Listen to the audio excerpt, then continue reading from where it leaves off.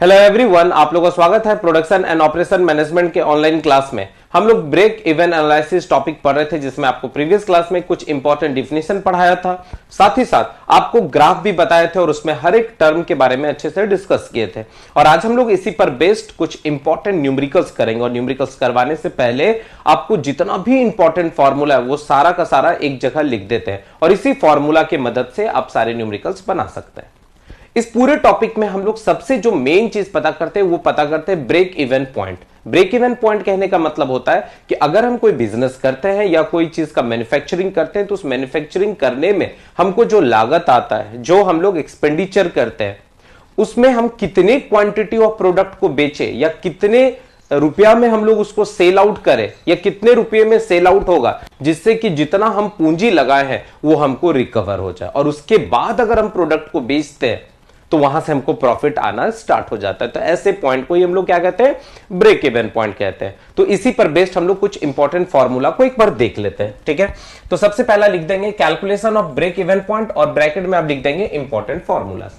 देखिए, break even point को हम लोग दो तरीका से कैलकुलेट करते हैं। एक तो सबसे पहला क्वांटिटी के रूप में। क्वांटिटी कहने का मतलब है कि कितना वॉल्यूम हम प्रोडक्ट को बेचे, जिससे कि हमको उसमें जितना लागत लगा है, जितना हम पैसा पूंजी लगाए हैं वो हमको मिल जाए। उसको कहते हैं इन the term of physical unit, या इसी को आप कहेंगे वॉल्यूम के रेस्पेक्ट में। वॉल्यूम क्या यहां पर मतलब क्या हो गया, क्वांटिटी, कि कितना क्वांटिटी ऑफ प्रोडक्ट को हम लोग बेच दें जिससे कि हमको जितना लागत लगा है वो हमको मिल जाए। जैसे आपको पिछले क्लास में बताए थे कि कोई मान लीजिए सब्जी वाला 5 किलो खीरा खरीदता है और 100 रुपया में खीरा खरीदता है, तो कितना केजी वो बेच देगा जिससे कि उसको 100 रुपया मिल जाए और बाकी बाद वो बेचेगा तो उसको प्रॉफिट मिल जाए। तो हो सकता है कि वो 5 किलो खीरा जो है वो 20 रुपया के हिसाब से खरीदा था तो वहां 100 रुपया लगा, और वो 25 रुपया के हिसाब से बेचा तो 4 किलो खीरा में ही उसको पूरा का पूरा 100 रुपया मिल गया।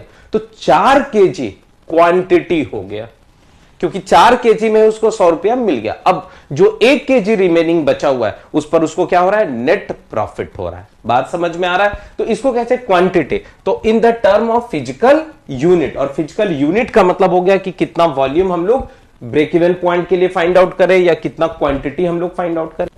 तो याद रखेंगे the number of unit produce, जिसको हम लोग क्या कहते हैं, volume of production, to achieve the break even point. और उसके लिए आपको फॉर्मूला बताए थे कि ब्रेक इवन पॉइंट में x जो है वो नंबर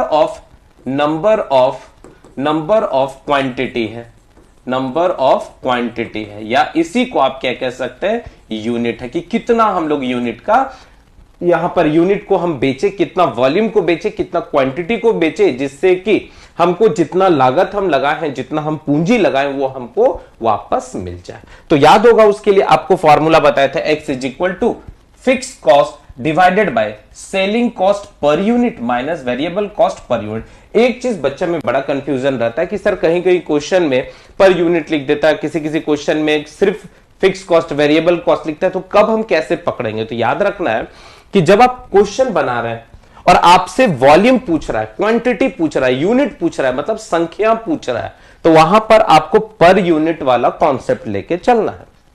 पर अगर आपसे ब्रेक इवन एनालिसिस पैसा के रिस्पेक्ट में पूछ रहा है, सेल्स के रिस्पेक्ट में पूछ रहा है, रेवेन्यू के रिस्पेक्ट में पूछ रहा है, जैसे मान लीजिए हम रेस्टोरेंट खोले और 10 लाख हम पूंजी लगाए, तो कितना हम सेल्स करें, मतलब हम 1 साल में 2 साल में हम कितना सेल्स करें कि हमको 10 लाख मिल जाए, तो वो उसके लिए ब्रेक इवन पॉइंट हो जाएगा। तो सेल्स के रिस्पेक्ट में ब्रेक इवन पॉइंट का फॉर्मूला अलग होगा और क्वांटिटी के रिस्पेक्ट में ब्रेक इवन पॉइंट का फॉर्मूला क्या होगा, अलग होगा।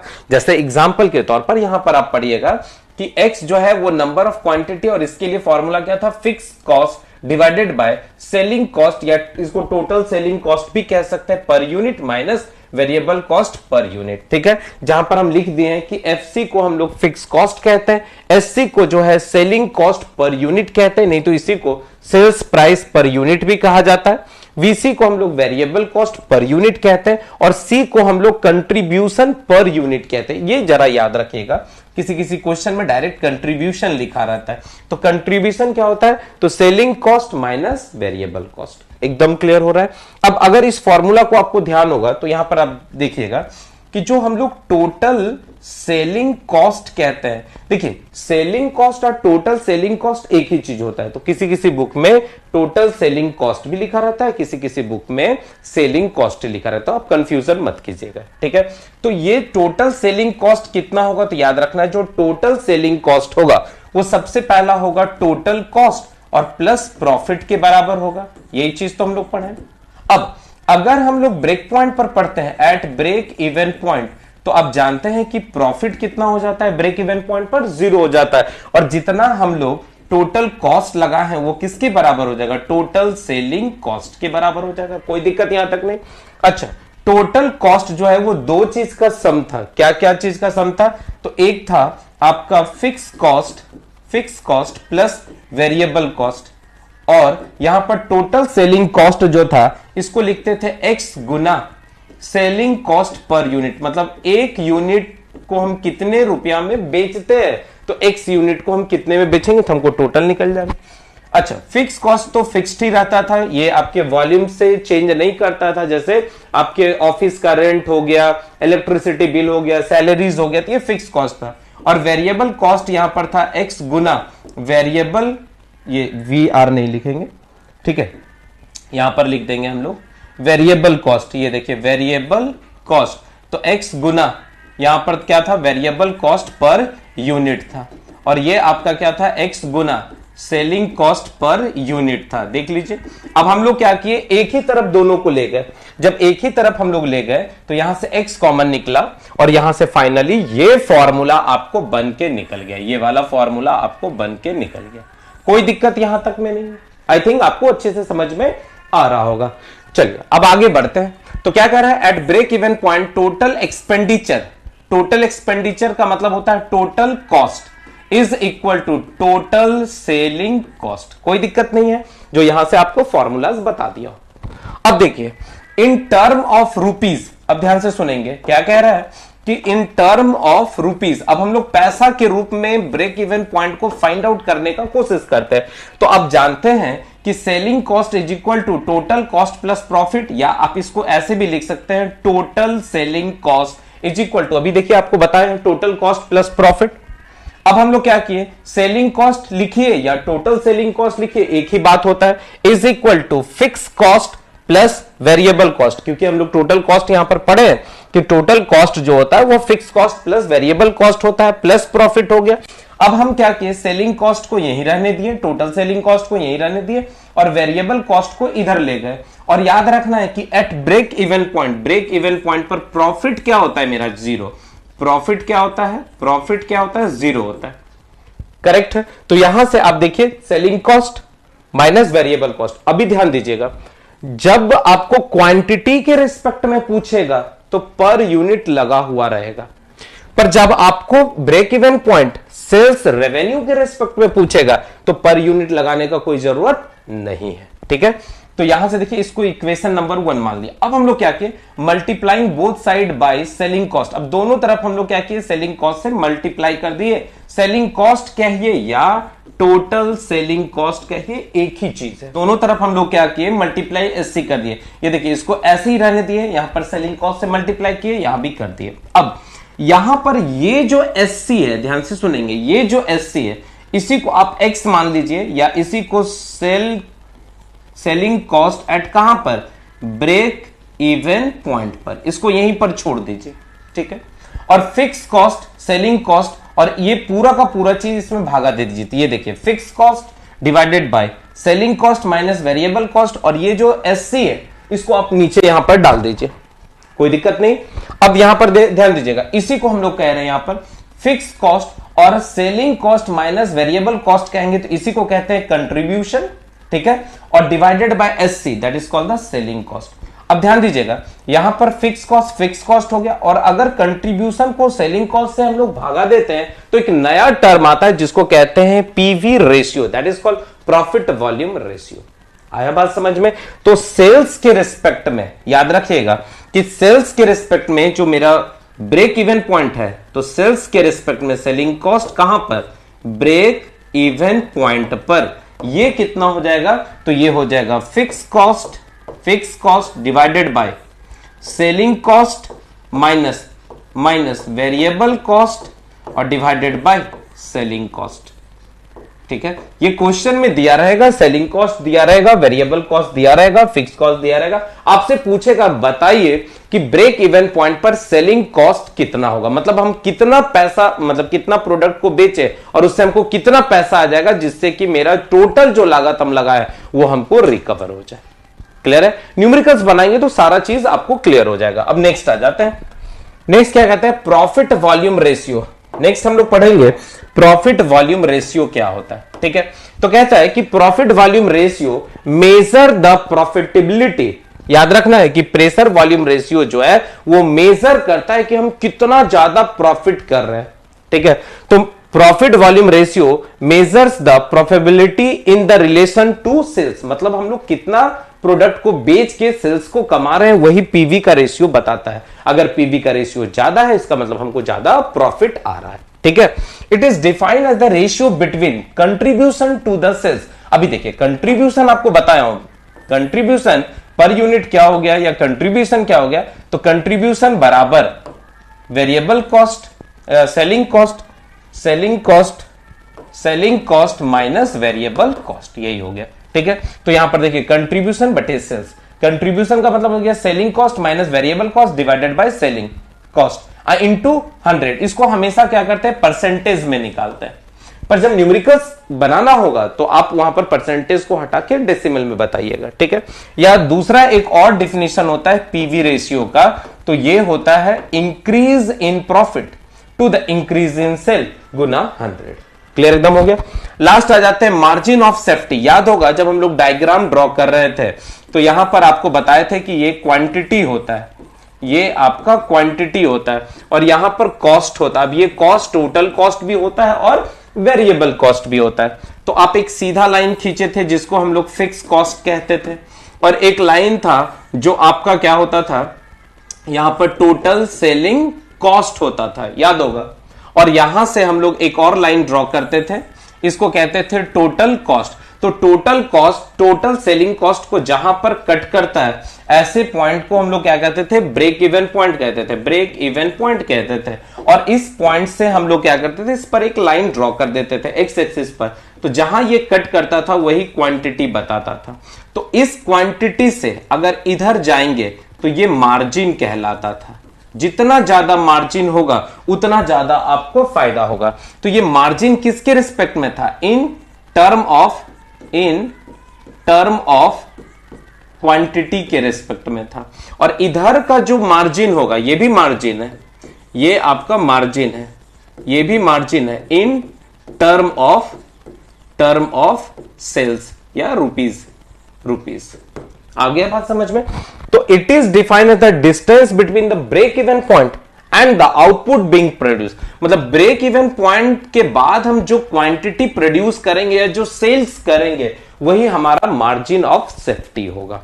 ठीक है, मार्जिन ऑफ सेफ्टी का फॉर्मूला होता है profit divided by PV ratio. PV ratio आप यहां पर निकालना सीख गए हैं, ये देखिए SC minus VC divided by SC. ठीक है, तो profit sales minus variable cost into sales, कोई दिक्कत नहीं। तो ये चारों फॉर्मूला को आप अच्छे से याद रखिएगा और इसी पर सारा का सारा आपका न्यूमेरिकल्स बनेगा। ठीक है, तो चलिए हम लोग पहला न्यूमेरिकल्स को फटाफट ले लेते हैं। ओके, तो चलिए पहला न्यूमेरिकल्स हम लोग लेते हैं, सॉल्यूशन पार्ट्स में हम लोग चलते हैं। ठीक है, पहला न्यूमेरिकल्स क्या कह रहा है? कह रहा है कि ए फैक्ट्री प्रोड्यूसिंग वन आइटम, कोई फैक्ट्री है जो एक ही आइटम प्रोड्यूस करता है। ठीक है, which it cell rupees 12.5 per unit. इसका मतलब है कि सेलिंग कॉस्ट पर यूनिट, तो इसका मतलब आपसे क्वांटिटी के रिस्पेक्ट में पूछ रहा है, इसीलिए यूनिट दे दिया। ये कितना हो गया? ये हो गया रुपीज 12.50, कोई दिक्कत नहीं है। हैज ए फिक्स्ड कॉस्ट, और इसका फिक्स कॉस्ट क्वेश्चन में दे दिया है कि जो फिक्स कॉस्ट है वो कितना है, तो ये आपका रुपीज 60,000 है, 60,000 है, देख लीजिए। And variable cost per unit, ये भी क्वेश्चन में लिख दिया, वेरिएबल कॉस्ट पर यूनिट कितना है, तो 7 रुपया 50 पैसा। ठीक है, अब आगे पूछ रहा है find the number of unit to be produced to break even point. मतलब पूछ रहा है कि बताइए कि ब्रेक इवन पॉइंट पर हम कितना क्वांटिटी, यूनिट का मतलब यहां पर क्या हो गया? क्वांटिटी का बात कर रहा है, क्वांटिटी का बात कर रहा है। ठीक है, तो आपके पास दो फॉर्मूला है, या तो आप डिराइव कीजिए या तो डायरेक्ट आप लिखेंगे। तो आप डायरेक्ट भी लिख सकते हैं या आप समझा के उसको लिखिए कि वी नो दैट, हम लोग जानते हैं, वी नो दैट। ठीक है, वी नो दैट क्या जानते हैं कि total selling cost is equal to, ये क्या होता है, टोटल कॉस्ट होता है प्लस प्रॉफिट होता है, यही तो हम लोग पढ़े हैं, प्रॉफिट होता है। और हम जानते हैं at break even point, at break even point profit क्या होता है, जीरो होता है। तो total selling cost is equal to total cost होता है। और टोटल कॉस्ट क्या होता है, तो ये आपका फिक्स कॉस्ट अब प्लस वेरिएबल कॉस्ट होता है, यही तो पढ़ा हो। और सेलिंग कॉस्ट को हम लोग क्या लिख सकते हैं, एक्स गुना क्या चीज, सेलिंग कॉस्ट पर यूनिट। ध्यान दीजिएगा, selling cost per unit, x का मतलब नंबर ऑफ क्वांटिटी।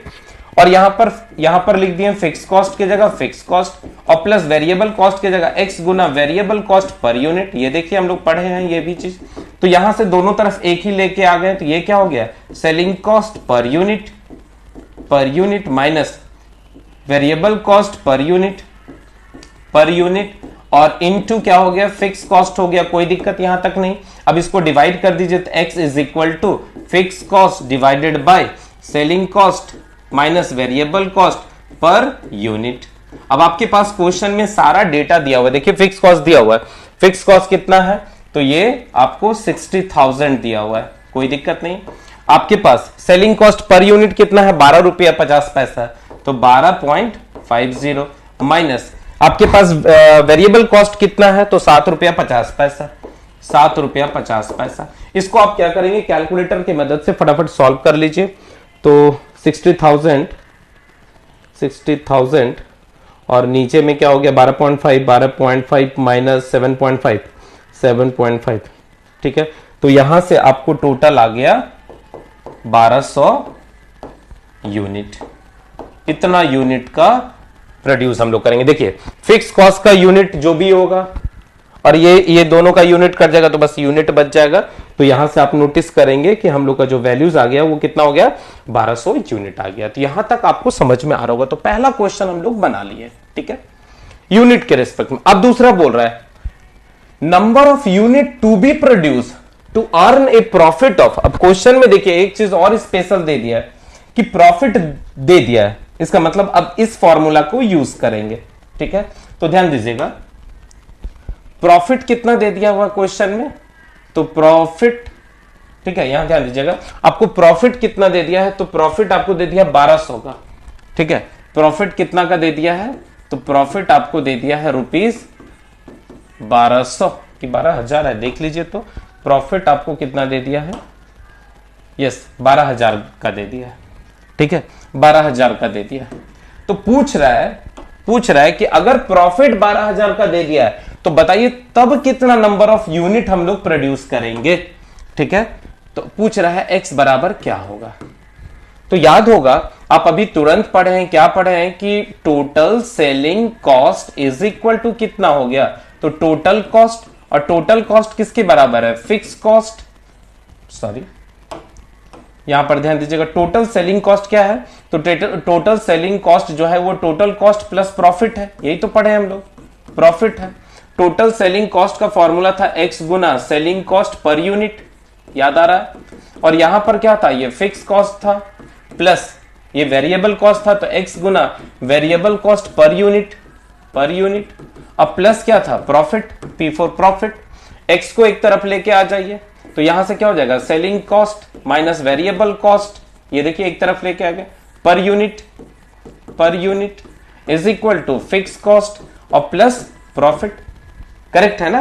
तो यहां से देयरफॉर एक्स बराबर क्या हो गया, एक्स बराबर हो गया फिक्स कॉस्ट प्लस प्रॉफिट और divided by selling cost per unit minus variable cost per unit. 2-3 बार आप फॉर्मूलाज को अच्छे से लिखिए, सारा का सारा न्यूमेरिकल्स आपसे बन जाएगा। तो फिक्स कॉस्ट क्वेश्चन में दिया हुआ है, फिक्स कॉस्ट कितना है आपका, तो फिक्स कॉस्ट 60,000, ठीक है, 60,000 प्लस प्रॉफिट कितना है, तो 12,000, सही है, डिवाइडेड बाय ये एससी माइनस वीसी किए थे तो 12.5 था और कितना था, 7.5 था, करेक्ट है। तो यहां से कितना हो जाएगा, 60,000 प्लस 12000 और डिवाइडेड बाय कितना 5 है ना, 5 है। तो यहां से आपको जो आ रहा है वो कितना आ रहा है 1440 यूनिट, और यही आपका आंसर हो गया। जब प्रॉफिट दिया है तो इतना हम यूनिट का प्रोडक्शन करेंगे तब जाके हमको इतना प्रॉफिट आएगा। ये देखिए 12,000 का प्रॉफिट हमको लाने के लिए हमको कितना प्रोडक्शन करना होगा 1440। अब इसमें देखिए नो प्रॉफिट के लिए आपको कितना यूनिट, मतलब आप अगर 1200 यूनिट यहां पर प्रोड्यूस करेंगे तो आपको क्या हो जाएगा, एक बार चेक कर लीजिए। तो 1200 यूनिट है ना, 60,000 4 है और डिवाइडेड बाय 5, एक और जीरो होगा इसमें। कैलकुलेशन आप लोग खुद से भी एक बार चेक कर लेंगे, अगर मेरे से कोई भी कैलकुलेशन मिस्टेक होगा तो वहां पर आप सुधार लेंगे, ठीक है। तो ये आपको ये देखिए 12,000 यूनिट, मतलब अगर हम 12,000 यूनिट क्या करेंगे बेच देंगे तो वहां से हमको जितना लागत लगा है वो हमको मिल जाएगा। पर अगर हमको 12,000 का प्रॉफिट चाहिए तो हमको कम से कम 14,400 यूनिट को बेचना पड़ेगा। यही क्वेश्चन आपसे पूछ रहा था कि मालिक बताइए number of unit to be produce to earn a profit of 12,000, मतलब हमको कितना यूनिट प्रोड्यूस करना होगा या सेल आउट करना होगा जिससे कि हमको 12,000 का प्रॉफिट आ जाए। और लास्ट आ जाते हैं the profit if 2500 unit are produce. अब देखिए क्वेश्चन बड़ा घुमा दिया है। अब बोला है कि अगर हम एक्स का वैल्यू इतना कर रहे हैं तो बताइए हमको प्रॉफिट कितना मिलेगा। बात समझ में आ रहा है? तो आपके पास देखिए फॉर्मूला भरा पड़ा है, आप चाहेंगे तो ये फॉर्मूला डायरेक्ट यूज कर सकते हैं। ये तीसरा के लिए x इज इक्वल टू, अभी पढ़े आप, सॉरी यहां पर आप पढ़े फिक्स कॉस्ट अब प्लस प्रॉफिट और डिवाइडेड बाय क्या है, यहां पर आप पढ़े थे selling cost per unit minus variable cost per unit. Check कर लीजिए, आप अभी तुरंत फॉर्मूलाज में पढ़े थे। ये देखिए सारे फॉर्मूलाज में आप पढ़े थे कि at break even point x बराबर क्या हो जाएगा fix cost divided by selling cost per unit variable cost per unit. और अगर आपसे प्रॉफिट के रिस्पेक्ट में पूछता तो वहां पर क्या करेंगे, आप सिर्फ जोड़ देंगे इसको, ठीक है। तो यहां पर आगे बढ़िए हम लोग। तो यहां पर आप ध्यान दीजिएगा कि आपसे क्वेश्चन इस बार क्या कह रहा है कि अगर x is equal to if x is equal to 2500 unit होगा, 25,000 यूनिट होगा, है ना। एक बार चेक कर लीजिए कितना यूनिट बोल रहा है, x का वैल्यू कितना है 25,000 यूनिट अगर होगा तो बताइए प्रॉफिट कितना होगा। तो पूछ रहा है कि प्रॉफिट क्या होगा।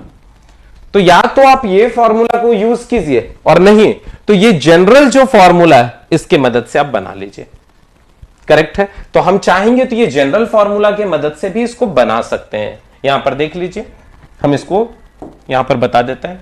x 2500 है तो x गुना selling cost per unit is equal to, ये देखिए ये वाला फॉर्मूला को यूज कर रहे हैं, ये वाला फॉर्मूला को यूज कर रहे हैं, is equal to fix cost plus x गुना वेरिएबल कॉस्ट पर यूनिट और क्या चीज प्रॉफिट पूछ रहा है कि 25,000 यूनिट अगर हम बेचेंगे तो हमको प्रॉफिट कितना होगा।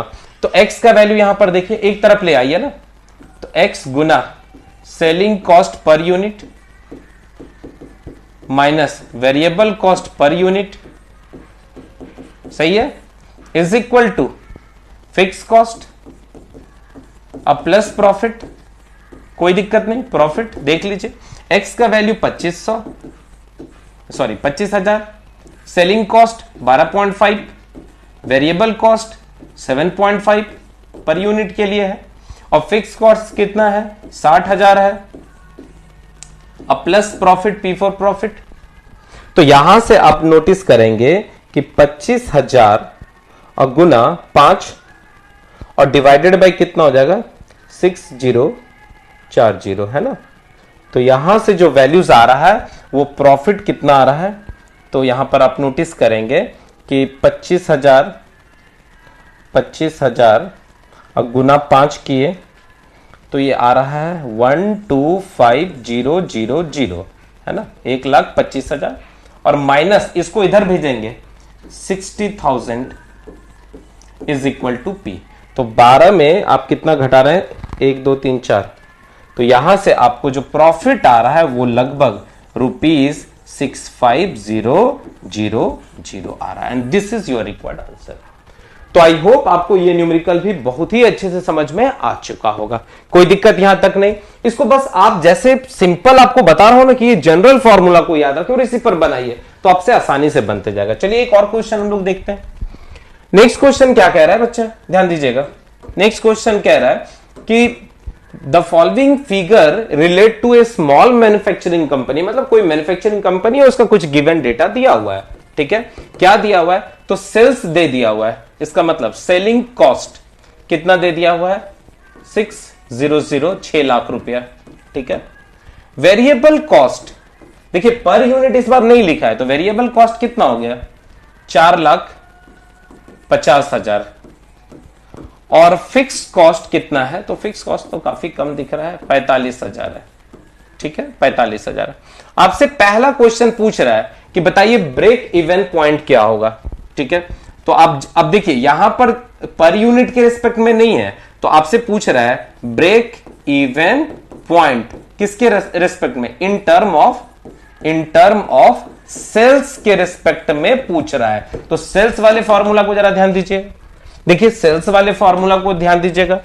आपसे यूनिट के रिस्पेक्ट में पूछता था, ये फॉर्मूला लगाते हैं। सेल्स के रिस्पेक्ट में पूछ रहा है, तो सेलिंग कॉस्ट आपको पता करना है ब्रेक इवन पॉइंट पर, तो fix cost divided by selling cost minus variable cost divided by selling cost, यही तो है।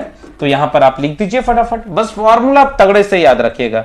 तो यहां से ब्रेक इवन पॉइंट किसका, तो आपको सेल्स के रिस्पेक्ट में पता करना है, कहां पर, तो ब्रेक इवन पॉइंट पर। क्या फॉर्मूला पढ़े, तो fix cost divided by selling cost minus variable cost और डिवाइडेड बाय सेलिंग कॉस्ट, यही पढ़े, ठीक है। इसको आप ऐसे भी लिख सकते हैं। अब यहां पर क्या करेंगे, आप सेल्स लिख दीजिए, सेल्स कॉस्ट कहां पर, ब्रेक इवन पॉइंट पर। ब्रेक इवन पॉइंट पर ये कितना हो गया, फिक्स कॉस्ट, ठीक है। फिक्स कॉस्ट ध्यान दीजिएगा, ये फिक्स कॉस्ट और इनटू सेलिंग कॉस्ट, सेल्स आप ऊपर में लिख दीजिए सेल्स, और divided by sales selling cost minus क्या चीज, वेरिएबल कॉस्ट, वेरिएबल कॉस्ट। अब देखिए फिक्स कॉस्ट आपको क्वेश्चन में दिया हुआ है कितना है, 45,000, ठीक है, 0 इनटू सेल्स कितना दिया हुआ है, 6 लाख, 1 2 3 4 5 और डिवाइडेड बाय ये कितना हो जाएगा, सेल्स आपको 6 लाख,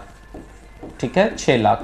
अब माइनस क्या है, वेरिएबल कॉस्ट 4.5 लाख, 4.5 लाख है ना, देख लीजिए 4500, करेक्ट है। इसको आप डिवाइड कीजिए और यहां से जो वैल्यूज आ रहा है आपको कैलकुलेशन करने से, ये 1,80,000 अगर हम इतना का सेल आउट करते हैं तो हमको जितना लागत हम इसमें लगाए, कितना लागत लगाए थे हमको पता चल गया कि 1,80,000 हम पूंजी लगाए थे, तो इतना का अगर हम लोग सेल करेंगे तो हमको पूरा का पूरा जितना इन्वेस्टमेंट किए थे वो हमको रिकवर हो जाएगा। तो यही क्वेश्चन आपसे पूछ रहा है कि the following figure related to the small manufacturing company, कोई स्मॉल मैन्युफैक्चरिंग कंपनी है जिसका सेल्स जो है इतना है 1 साल का, वेरिएबल कॉस्ट इतना है और फिक्स कॉस्ट इतना है, तो पूछ रहा है बताइए कि ब्रेक इवन पॉइंट क्या होगा। तो सेल्स के रिस्पेक्ट में हम लोग पता करेंगे कि total selling cost is equal to total cost के बराबर कितना होगा। तो पता चलेगा कि 1,80,000 जब हम लोग क्या करेंगे, कमा लेंगे, तो हमको टोटल उसमें जो इन्वेस्टमेंट किए हैं वो हमको मिल जाएगा। अब दूसरा क्वेश्चन इसमें क्या बोल रहा है,